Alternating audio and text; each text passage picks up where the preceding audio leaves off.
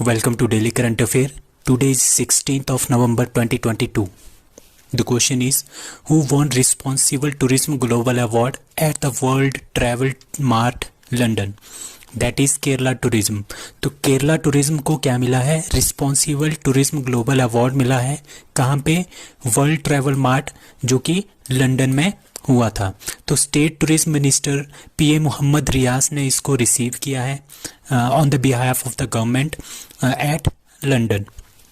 तो the award is given for the street project. आपको कुछ दिन पहले मैंने बताया था कि एक स्ट्रीट प्रोजेक्ट है वो केरला में स्टार्ट हो गया है, जिसका मतलब है sustainable, tangible, responsible, experimental, ethnic and tourism hub. ठीक है, मतलब कि ये सस्टेनेबल मतलब कि हमने इको, जो हमारे पास इको सिस्टम है उसको अच्छा रखना है. टेंजिबल जो साइट्स है उनको भी अच्छे से रखना है. रिस्पॉन्सिबल टूरिज्म हमने जनरेट करना है. एक्सपेरिमेंट्स करने, एक्सपेरिमेंटल करने हैं. एथनिक ग्रुप मतलब कि जो हमारे पास रिलीजियस ग्रुप है उसके रिलेटेड भी हमने क्या करना है, टूरिज्म को बढ़ावा देना है. ठीक है, तो ये इस तरह की हमने सारी की सारी चीज़ें करनी है, जिसकी वजह से हमारा पास क्या हो जाएगा, टूरिज्म इंक्रीज हो जाएगा. उसको बोलते हैं हम स्ट्रीट. और ये कहाँ पे स्टार्ट हुआ है? केरला में. तो जो स्ट्रीट प्रोजेक्ट है उसकी इम्प्लीमेंटेशन की वजह से केरला को ये अवार्ड मिला है. तो जो ये स्ट्रीट है ये इम्प्लीमेंट किया था केरला गवर्नमेंट में मार्च 31 ऑफ मार्च 2022 को. It promotes water conservation with public participation. अब कुछ और बातें हैं केरला से related, very very important. UNESCO global network of learning cities, इसमें 3 सिटीज़ इंक्लूडेड हैं, जिसमें कि 2 सिटीज़ आपकी केरला की है, त्रिशूर और नीलंबर. ठीक है, और एक सिटी है तेलंगाना की, that is Warangal. Asia's global startup ecosystem, Kerala has been ranked at the first position in Asia. अब Cosmos Malabaricus Kerala with the help of Netherlands. ठीक है, केरला ने नीदरलैंड की हेल्प से ये वाला प्रोजेक्ट स्टार्ट किया है, Cosmos Malabaricus, to establish point academics in the Malappuram and Kollam. The first Griffin Innovation Center of the country that is set up in Kerala. First Paperless High Court of India that is Kerala. K-Phone Project and Silver Line Project ये दोनों केरला के हैं. सी space India का first OTT platform है, किसका? Kerala state का. On internet service कौन सी state है हमारे पास इंडिया की? केरला, जिसके पास अपना इंटरनेट है. Online E taxi service first state in India that is Kerala. IBSA blind football women Asian and Oceania championship 2022 कहाँ पे हो रही है? केरला में. तो question is view map is launched by that is A union bank of India. तो union bank of India ने क्या लॉन्च किया है? यूनियन व्यू मैप लॉन्च किया है. ठीक है, और ये जो यूनियन बैंक ऑफ इंडिया है ये 5th largest public sector bank है इंडिया का. तो और इसका जो है 11 नवंबर 2022 को इसकी एनिवर्सरी है, जब इसको पहली बार मनाया गया था. ठीक है, 104th anniversary, 104th foundation day 11 नवंबर 2022 को इसका हुआ है. तो इसका जो फर्स्ट ऑफिस था वो किसने इनॉग्रेट किया था? Father of the nation Mahatma Gandhi ने इसको इनॉग्रेट किया था 11 नवंबर 1919 में, और इसका हेडक्वार्टर है मुंबई में. ठीक है, इस ओकेजन के चलते यूनियन बैंक ने यूनियन व्योम नाम का एक ऐप लॉन्च किया गया है. ठीक है, इसके अकॉर्डिंगली क्या क्या होगा? इसके अकॉर्डिंगली होगा मतलब कि जो ये सिंगल ऐप होगा उसमें सारी हमारे पास रिटेल की इन्फॉर्मेशन होगी. MSME लोन हम ले सकते हैं, क्रेडिट कार्ड के लिए अप्लाई कर सकते हैं, invest 5000 plus mutual fund scheme में हम इसमें इन्वेस्ट कर सकते हैं, परचेज इंश्योरेंस को परचेज कर सकते हैं. ठीक है, गुड्स जो चीज़ें हैं उनको भी हम खरीद सकते हैं. ठीक है, तो एक तरह का ये शॉपिंग की तरह भी है, एक तरह का हमारे पास ये सारी की सारी चीज़ें जो हैं इसमें ऑनलाइन ट्रांजैक्शन भी होंगी. इसमें फ़्लाइट भी बुक कर सकते हैं, होटल भी बुक कर सकते हैं, गिफ्ट कार्ड ले सकते हैं, कैब्स बुक कर सकते हैं, डोनेशन एंड मच मोर. सारी की सारी फैसिलिटी एक ही जगह पे इन्होंने इम्प्लीमेंट कर दी है. उसका है तो किसके अंदर? व्यू मैप के अंदर. और किसने लॉन्च किया है? Union bank of India. Which country is the host of No Money for Terror conference? That is India. So India में क्या हो रहा है? इंडिया में No Money for Terror conference जो है आयोजित की जा रही है. It is very important question. और ये कौन आयोजित कर रहा है? ये कर रहा है इंटरपोल, जो हमारे पास इंटरनेशनल पुलिस है जिसका हेडक्वार्टर आपका फ्रांस में है. ठीक है, इंटरपोल और यूनाइटेड नेशन की जो एक कमेटी है काउंटर टेररिज्म की, वो दोनों मिलके, इंटरपोल और यूनाइटेड नेशन की काउंटर टेररिज्म कमेटी, ये दोनों मिलके न्यू दिल्ली में no money for terror conference आयोजित कर रहे हैं।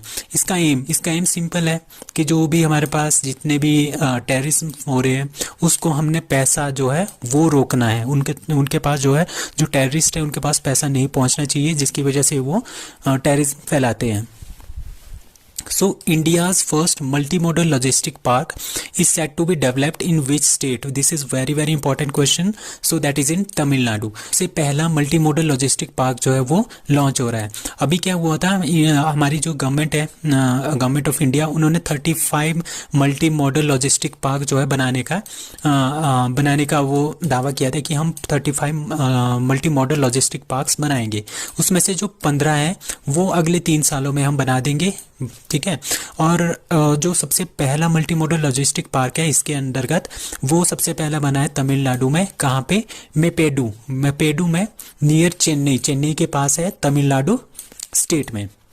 और इसको कौन बना रहा है? It is very important that ये बना रहा है रिलायंस इंडस्ट्रीज लिमिटेड, इसको बना रहा है।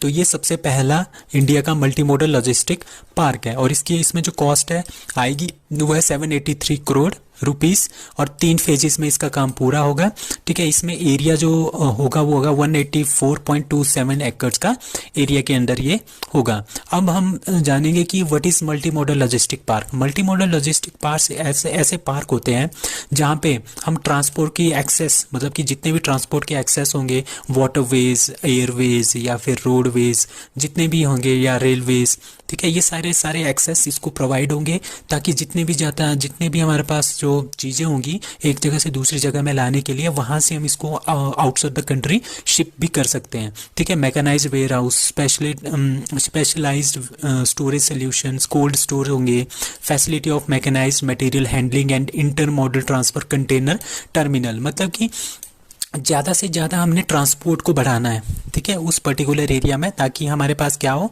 जो ट्रेड हो वो ईजी हो जाए।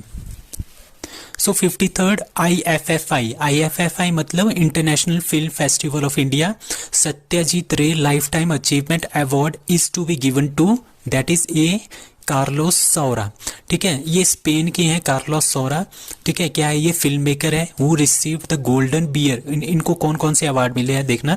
सबसे पहले इनको बेस्ट डायरेक्टर का अवार्ड मिला है, कहाँ पे? बर्लिन इंटरनेशनल फिल्म फेस्टिवल में, ठीक है। 2 इनको silver bears La Caza and Peppermint Frappe award भी मिला है, ठीक है। उनको बाफ्टा अवार्ड भी मिला है, ठीक है। और ठीक है, ये और अभी इनको क्या मिला है? Satyajit Ray lifetime achievement award भी इनको मिला है। ये सब याद रखने की जरूरत नहीं है, आपने ये याद रखना है कि Satyajit Ray lifetime achievement award किसको दिया गया है? दैट इज कार्लोस सौरा, और वो कहाँ के हैं? स्पेन के हैं, और ये एक फिल्म मेकर है।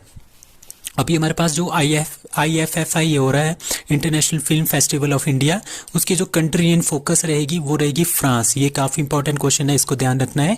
Opening film and closing film, मतलब कि जो ओपनिंग होगी IFFI फेस्टिवल की, तो उसमें ऑस्ट्रियन फिल्म है आल्मा एंड ऑस्कर, ठीक है, उसको प्रदर्शित किया जाएगा। डीटर बर्नर की ये मूवी है। और जब क्लोजिंग होगा इस फेस्टिवल का, तब ये मूवी चलेगी perfect number. which states gets its 17th wild life sanctuary? Kaveri south wildlife century, ठीक है। मतलब कि कौन सा स्टेट है जिसको 17th वाइल्ड लाइफ सेंचुरी जो है Kaveri south wildlife sanctuary घोषित किया गया है? That is see Tamil Nadu. So Tamil Nadu में Kaveri south wildlife sanctuary जो वो 17th वाइल्ड लाइफ सेंचुरी बन गई है स्टेट की, ठीक है। Under the section of 26A में अंदर आता है वाइल्ड लाइफ प्रोटेक्शन एक्ट। आपको पता ही है 1972, वेरी इंपॉर्टेंट। ये अभी भी HPAS के एग्जाम में पूछा गया था कि वाइल्ड लाइफ प्रोटेक्शन एक्ट आपका कब का है? दैट इज 1972 का। तो 686 स्क्वायर किलोमीटर्स का एरिया होगा, ठीक है। और इसमें 2 डिस्ट्रिक्ट आएंगी mainly, that is Krishnagiri and Dharmapuri, ठीक है। कृष्णागिरी और धर्मपुरी 2 डिस्ट्रिक्ट आएंगी। अब अगर कावेरी नदी की बात करें, ये ओरिजिनेट होती है ब्रह्मगिरी हिल्स कर्नाटका से, ठीक है। ये हमारे पास साउथ इंडिया है, ठीक है। यहाँ पे कर्नाटका है, यहाँ पे केरला है, ठीक है, यहाँ पे तमिलनाडु है। तो ये यहाँ से निकलती है ब्रह्मगिरी हिल्स से, फिर केरला में जाके, फिर तमिलनाडु में जाके, फिर पुडुचेरी से होके ये बे ऑफ बंगाल में चली जाती है, ठीक है। यहाँ पे 3 स्टेट में फ्लो करती है, कर्नाटका, केरला एंड तमिलनाडु। केरला में सबसे कम फ्लो करती है, ठीक है, अबाउट 5% के आसपास, ठीक है। और UT पुडुचेरी में से भी ये पास होके कहाँ पे चली जाती है, बे ऑफ बंगाल में। इसकी ट्रिब्यूटरीज कौन कौन सी है, काबिनी जो कि केरला में इसके साथ मिलती है, भवानी एंड अमरावती ये मिलती है तमिलनाडु में। So it contains water in all season, ठीक है। समर में जो हमारे पास यहाँ से देखो जो हमारे पास मानसून आता है, समर वाला मानसून आता है, वो यहाँ से आता है, तो यहाँ पे बारिश करता है तो कावेरी नदी में पानी आ जाता है। दूसरा क्या होता है, जब सितंबर अक्टूबर के टाइम में जब वापस आता है ना मानसून ऊपर से, तो क्या हो जाता है, यहाँ से गारो खासी जयंतिया से क्या होता है, मानसून यहाँ से वापस आ जाता है, यहाँ से बे ऑफ बंगाल से पानी उठा के यहाँ पे बारिश कर देता है, ठीक है। इस एरिया में ये बारिश कर देता है, जिसकी वजह से कावेरी नदी में क्या आ जाता है, पानी आ जाता है। तभी हम इसको बोलते हैं ऑल सीजन इसमें पानी रहता है। So Ganga Vilas cruise, world's longest luxury river cruise, will be started between, that is Varanasi से लेके डिब्रूगढ़ वाया बांग्लादेश। तो ये बांग्लादेश से होके भी गुजरेगी। कहाँ से, Varanasi to Dibrugarh, Dibrugarh is in Assam. So the world longest, so world का ये सबसे लंबा लग्जरी रिवर क्रूज है on the Ganga Vilas cruise इसका नाम है, ठीक है, ये वाला क्रूज, ठीक है। Will sail from Varanasi to Dibrugarh, is the longest river journey of 50 दिन की ये जर्नी होगी। वाराणसी से 50 दिन बाद ये पहुंचेगा डिब्रूगढ़ में, बीच में बांग्लादेश में इसमें आएगा। इसमें 27 रिवर सिस्टम के से ये पास करेगा और 50 टूरिस्ट साइट होंगी इसमें, जहाँ जहाँ पे ये ट्रैवल करेगा। The journey of the world's longest luxury river cruise will begin single largest river journey by a single river ship in the world. So dash edition of Coastal Defense Exercise Sea Vigil 2022 to begin on November 15, that is third. So third edition of Coastal Defense Exercise है Sea Vigil 2022। Coastal क्या होता है, जो coast होते हैं ना, जो हमारे पास इंडिया के जो कोस्टल एरियाज हैं जो समुद्र के साथ मिले हुए हैं, उसको बोलते हैं हम कोस्टल एरिया, ठीक है। और इसकी लेंथ है, आपने ये याद रखना है, काफ़ी इंपॉर्टेंट है, 7516 किलोमीटर इसकी टोटल लेंथ है आइलैंड्स को मिला के, ठीक है। तो यहाँ पे क्या होगा, इसका मेन एम है हमारे पास to enhance the maritime security, ठीक है। जो मैरीटाइम सिक्योरिटी है, मतलब कि जो समुद्र से आने वाले जो खतरे हैं उनको रिमूव करने के लिए ये एक्सरसाइज जो है हो रही है। कब से, जो 26/11 अटैक हुआ था ना, ठीक है, उसके चलते, ताकि उस तरह का अटैक फिर से ना हो, ठीक है। हमारे कुछ जितने भी कोस्टल एरियाज, कोस्टल के जो एरियाज हैं उनको प्रोटेक्ट करने के लिए ये एक्सरसाइज की जा रही है। Covering the exclusive economic zone of India, मतलब कि जितने भी हमारे पास ट्रेड्स होते हैं वो इन्हीं सी रूट से होते हैं, ठीक है। तो इसको क्या करना है, इसको कवर करना है, इसको हमने क्या करना है, डिफेंड करना है, ठीक है। उसके लिए coastal defence exercise sea vigil 2022 का आयोजन किया जा रहा है, ठीक है। It involves all coastal states, मतलब कि जितने भी कोस्टल स्टेट्स हैं, यूनियन टेरिटरीज हैं and other maritime stake holders including fishing and coastal communities. तो ये सारे का सारा जो एरिया है, चाहे वो स्टेट का हो चाहे वो यूटीज़ का हो, ठीक है, तो ये सारा का सारा एरिया हमने क्या करना है, डिफेंड करना है। इसके लिए coastal defence exercise sea vigil 2022 का आयोजन किया जा रहा है नवंबर 15 से, और ये इसका थर्ड एडिशन है। So ASEAN is going to add which country as their 11th member. अभी क्या हो रहा है, जो एशियन की जो समिट हो रही है वो 40th 40वीं और 41वीं हो रही है, कहाँ पे, कंबोडिया में, ठीक है। तो वहाँ पे क्या हुआ, वहाँ पे एक 11th कंट्री इन्होंने, अभी तक क्या था, अभी तक हमारे पास 10 कंट्रीज इसमें थी, ठीक है। अब 11वीं कंट्री भी बोल रहे हैं कि हम इसको इसमें ऐड करेंगे। वो कंट्री है democratic Republic of Timor Leste. अब हम देखते हैं कि जो एशियन कंट्रीज है वो कौन कौन सी है, ठीक है। ये हमारे पास यहाँ पे इंडिया है, बांग्लादेश इसमें नहीं है, इंडिया भी नहीं है। तो ये जो कंट्रीज है ये सारी की सारी क्या है, इसके अंडर है, एशियन के अंदर आती है। Myanmar, Laos, Thailand, Cambodia, Vietnam, Malaysia, Singapore, Indonesia, Brunei and Philippines, ठीक है। अभी इंडोनेशिया के साथ यहाँ पे एक आइलैंड है, इसको बोलते हैं हम तिमोर, ईस्ट तिमोर, ठीक है, ईस्ट तिमोर। पहले इसका नाम ईस्ट तिमोर था, अब इसको बोलते हैं democratic Republic of Timor Leste. ये भी बोल रहे हैं कि हम इसको भी ऐड कर लेंगे, तो ये अगले साल से ये ऐड हो जाएगा इसमें भी। और जो पपुआ न्यू गिनी है वो ऑब्जर्वर स्टेटस के रूप में एशियन के साथ है, ठीक है, ये इसका मेंबर नहीं है, ठीक है। एशियन का मतलब क्या है, association of south east Asian Nations, headquarter इसका जकार्ता में इंडोनेशिया में। फाउंड कब हुआ था, 8 अगस्त 1967 को फाउंड हुआ था बैंकॉक थाईलैंड में, ठीक है। ईस्ट तिमोर, ईस्ट तिमोर पहले क्या था, ईस्ट तिमोर जो आइलैंड है ये 1975 तक पोर्चुगल के अंडर था, फिर 1970 में ये आ गया इंडोनेशिया के अंडर, ठीक है, अप टू 2002, ठीक है, 2002। Now from 2002 it is an independent country. So इसके जो कैपिटल है उसका नाम है दिल्ली, ठीक है। एशियन समिट कहाँ पे हो रही है, Cambodia, 40th and 41st। Who wins India's 2022 Doodle of Google competition? That is D. श्लोक मुखर्जी। तो श्लोक मुखर्जी ने क्या जीता है, इंडिया का 2022 डूडल फॉर गूगल कंपटीशन। तो गूगल फॉर डूडल कंपटीशन जो है 2009 से हम कॉन्टेस्ट करवा रहे हैं, ठीक है। इसमें क्या होगा, एक तरह का हम देखिए एक थीम देते हैं, उस थीम पे हमने क्या बनाना होता है, एक तरह का इस तरह का डूडल बनाना होता है। तो जो सबसे टॉप में आता है उसको सिलेक्ट करते हैं, उसको प्राइज मनी भी मिलता है। और ये कॉम्पिटिशन क्लास 1 से लेके क्लास 10th के बीच में होता है, ठीक है। इसका इस साल की थीम थी in the next 25 years my India will, मतलब कि हम 25 सालों में हमारा इंडिया किस तरह का होगा। तो यहाँ पे देखो उन्होंने ये बनाया था, श्लोक मुखर्जी ने, ये कोलकाता से इन्होंने बनाया कि योगा जी उन्होंने वो योगा करके बनाया है। ओ एक साइंटिस्ट बनाया है, ओ दूसरा वो उन्होंने क्या बनाया है, रोबोट, मतलब कि हम रोबोट के क्षेत्र में भी काफ़ी ज़्यादा काम कर रहे हैं। नंबर 1 योगा, दूसरा साइंस एंड टेक्नोलॉजी, तीसरा G&L, ये हमारे पास इकोसिस्टम, हमने अपने इकोसिस्टम को बचा के रखना है। एंड E, जो E है ये हमने क्या किया है, ये आयुर्वेद, जो हमारे पास आयुर्वेद है उससे हमने कई चीज़ों को ठीक करना है, कई बीमारियों को ठीक करना है। तो श्लोक मुखर्जी इज़ फ्रॉम कोलकाता, ठीक है। India on the centre state, ठीक है। वो तो इन्होंने क्या कह दिया, he was declare the winner of the India for his inspiring doodle title. इसका जो टाइटल है उसका नाम है India on the centre state, आपने इसका नाम याद रखना है, काफ़ी इंपॉर्टेंट है।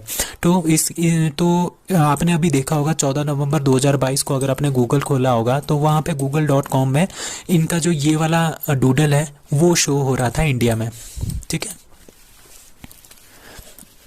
तो स्पेशल रिवीजन सीरीज़ में मेरे पास कुछ क्वेश्चंस हैं, ये मैं इसीलिए करवा रहा हूँ क्योंकि जो पूरे 2022 के हमारे पास क्वेश्चंस हैं, वेरी वेरी इंपॉर्टेंट क्वेश्चंस, ताकि हम वो सारे के सारे इंपॉर्टेंट क्वेश्चंस हम डिस्कस कर सकें, ताकि वो इजीली आपको याद रह सके, ठीक है। फ्री कोचिंग के कॉम्पिटिटिव एग्जामिनेशंस के लिए कौन कौन सी योजनाएँ हैं, CM सारथी योजना झारखंड की है जो फ्री कोचिंग देती है कॉम्पिटिटिव एग्जाम के लिए, मुख्यमंत्री अभ्युदय योजना यूपी की है, अनुकृति योजना राजस्थान की है। अभी एक अवार्ड है डॉक्टर प्रतिभा रे, पद्म भूषण 2022 को इनको मिला है, और अभी इनको मिला था doctor C Narayanan Reddy national literacy award भी, तो प्रतिभा रे का नाम याद रखना है।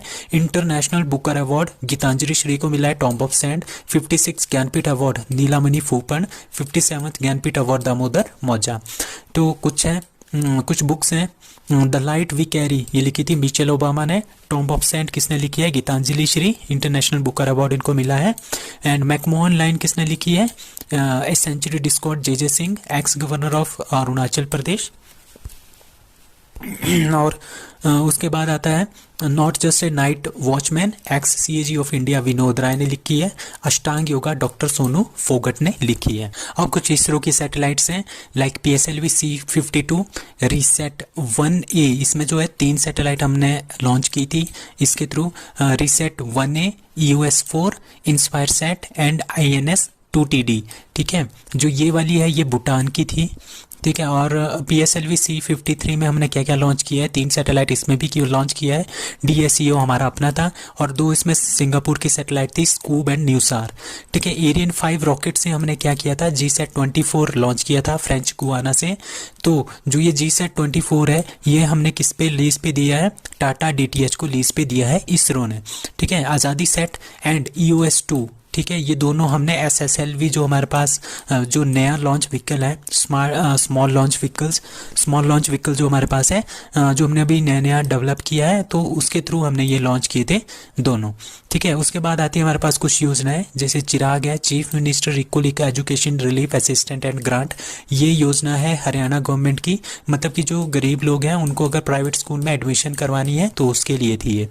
ठीक है। कुछ एक वो पैसे देंगे, सरकार पैसे देगी लोगों को। ई अधिगम योजना by Haryana government to give tablet to the students for online education.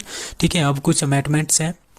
101st constitution amendment GST से रिलेटेड है। 102nd constitution amendment OBC commission के लिए। 103rd constitution amendment 10% quota to EWS, very very important. And 104th constitution amendment SC ST का जो कोटा है वो 10 साल तक हमने एक्सटेंड कर दिया, और जो एंग्लो इंडियन का कोटा है वो रिमूव कर दिया गया है। ठीक है। तो ये काफ़ी इंपॉर्टेंट 4 हमारे पास कॉन्स्टिट्यूशन अमेंडमेंट्स है। उसके बाद कुछ अपॉइंटमेंट्स हैं, like Madhabi Puri Buch first female chairperson of SEBI. ठीक है। अलका मित्तल कौन है? ONGC की फर्स्ट फीमेल चेयरपर्सन। ठीक है। Geeta Gopinath, she was the first deputy managing director of international monetary fund India की तरफ से, और फीमेल भी पहली थी Geeta Gopinath. Has made it as the first women to be featured. ठीक है। ये पहली वुमेन बन गई है जिसने फीचर किया है wall of the former chief economist of the IMF। So that's all for today. Thank you.